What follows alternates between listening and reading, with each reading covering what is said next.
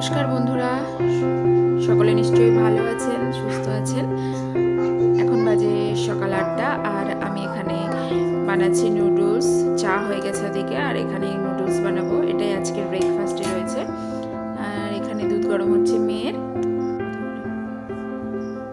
রোজ যেভাবে আমি নুডলসটা বানাই আজও সেভাবেই বানিয়েছি। নর্মালি যেভাবে বানাই আমি আজও সেভাবেই বানিয়েছি। আজ দুপুরে মেনুতে রয়েছে চিকেন, আর চিকেনটাকে আমি দারুণ করে বানাবো। অবশ্যই সেটা দেখাবো কীভাবে চিকেনটা বানাচ্ছি সেটা দেখার জন্য কিন্তু অবশ্যই চিকেন ভিডিওটা দেখে। সেটা দারুণ। ওদিকে ও বাজারে গেলে বললো তুমি মশলাটা বানিয়ে রাখো, ঝটপট করে চিকেনটার জন্য আজকে একটু স্পাইসি। তো আমি এটা দারুণ করে নুডলসটা হয়ে গেলেই আমি মশলাটা, তো আজকে আমি কীভাবে চিকেনটা বানাই সেটা দেখার জন্য কিন্তু অবশ্যই আমার পুরো ভিডিওটা দেখতে হবে।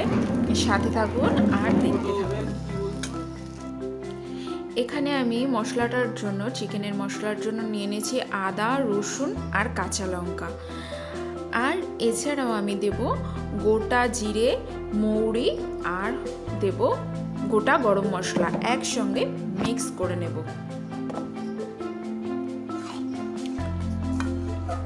আজ আমি কিভাবে দারুণ এই চিকেন রেসিপিটা বানালাম সেটা দেখে নিন একবার সকলে।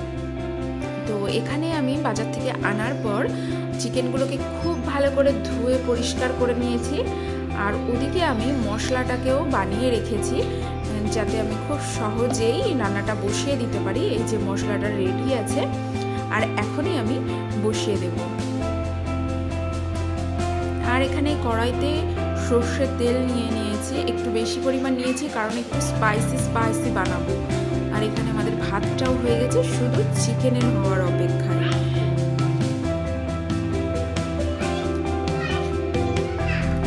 এখানে আমি পেঁয়াজ আর টমেটোগুলোকে কেটে নিয়েছি। তেলটা গরম হলেই তবেই আমি মশলাগুলো দেব। তেলের মধ্যে দিয়ে দিয়েছি একটু পরিমাণ চিনি, কারণ চিনিটা দিলে দারুণ একটা কালার হয়, তাই জন্য চিনিটা দিয়ে দিলাম একটু গরম তেলে। এরপর আমি বাকি মশলাগুলো দিয়ে দেব আস্তে আস্তে।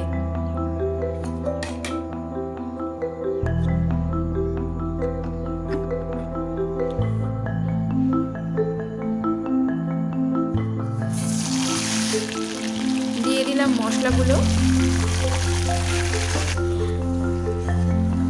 এরপর পেঁয়াজ আর টমেটোটাকে দিয়ে দেব। আমি ভেবেছিলাম পেঁয়াজটাকে লাল লাল করে ভেজে নেব, মাথার থেকেই বেরিয়ে গেছে। ঠিক আছে, কোনো ব্যাপার না। পেঁয়াজ, টমেটো সব কিছু একসঙ্গে দিয়ে দারুণ করে কষিয়ে নেব।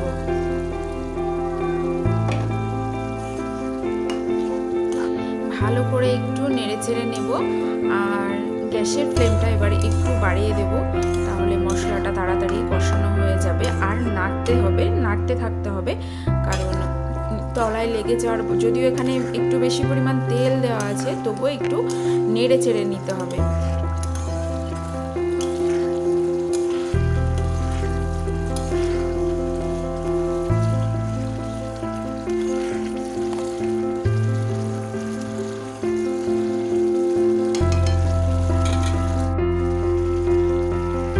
এদিকে মশলাটা কষানো হচ্ছে।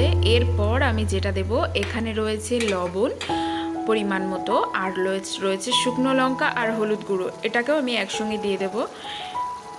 লঙ্কার গুঁড়ো দেওয়াতে একটা দারুণ একটা কালার হবে, একটু লালচে লালচে কালার, এই জন্যই আজকে লঙ্কা দিলাম। ওদিকে আমি কাঁচা লঙ্কাও অনেকগুলো দিয়ে দিয়েছিলাম, একটু স্পাইসি বানাবো এর জন্য।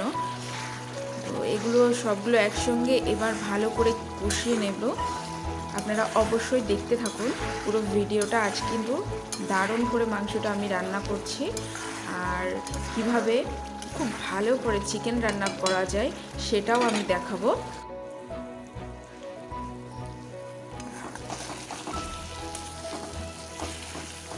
এখানে কিন্তু মশলাটা অনেকটাই কষানো হয়ে গেছে, মশলাটা একদম কালারটাও চেঞ্জ হয়ে গেছে, আপনারা দেখতেই পাচ্ছেন দারুণ একটা কালার চলে এসেছে।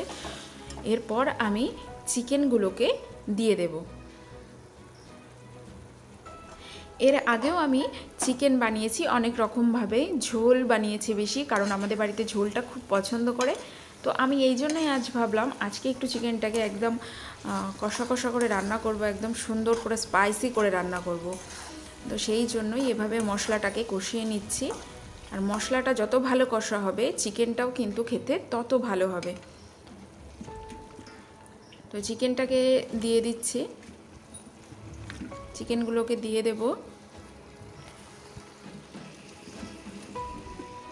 যারা খাদ্যরসিক মানুষ তারা কিন্তু রেস্টুরেন্ট বা হোটেলের খাবার খেয়ে তাদের পোষাবে না, মানে খেয়ে ভালো লাগবে না।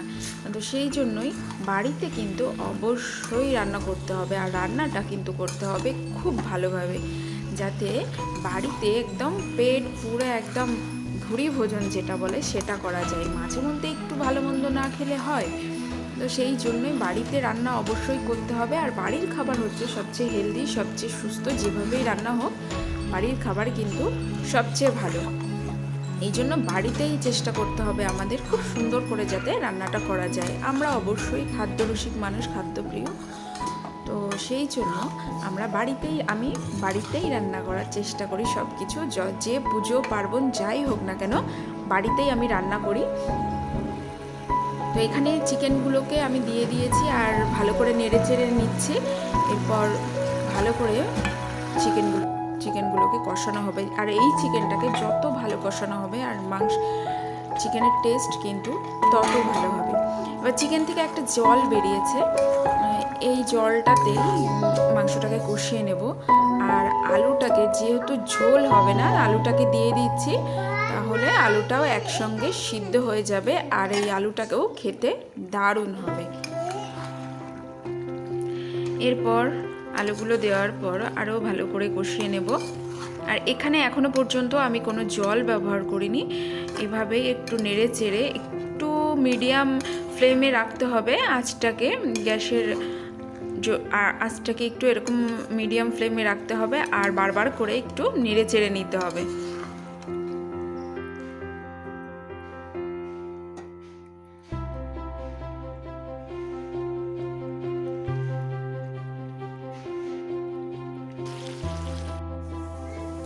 এখানে একটু গরম জল বসিয়েছি, তাই সবাই বাজারে গেছে। এই জলটা আমি চিকেনে দেব, এই জন্য একটু গরম করে নিলাম।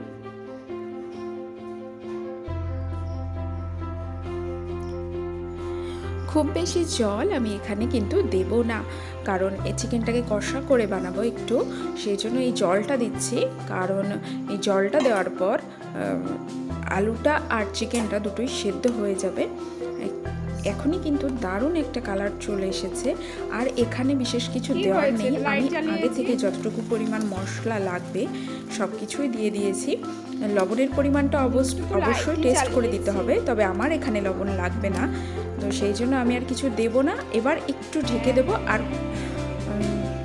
যে ঝোলটা রয়েছে এই ঝোলটা কিন্তু এতটা থাকবে না, আস্তে আস্তে টেনে যাবে। বাজারে দরকারে গেছে, সবসময় কি আনতে যায়?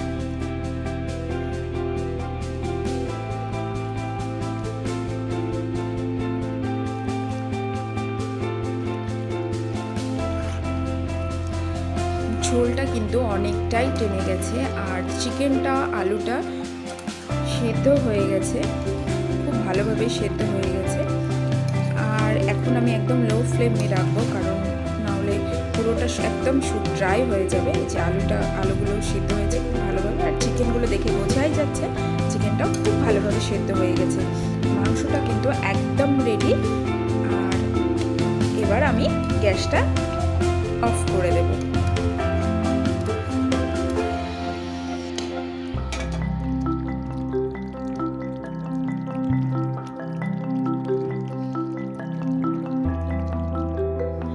আজকের এই চিকেন রেসিপি কেমন লাগলো অবশ্যই আমাকে কমেন্টে জানাবেন, আর ভালো লাগলে লাইক শেয়ার কিন্তু অবশ্যই করবেন।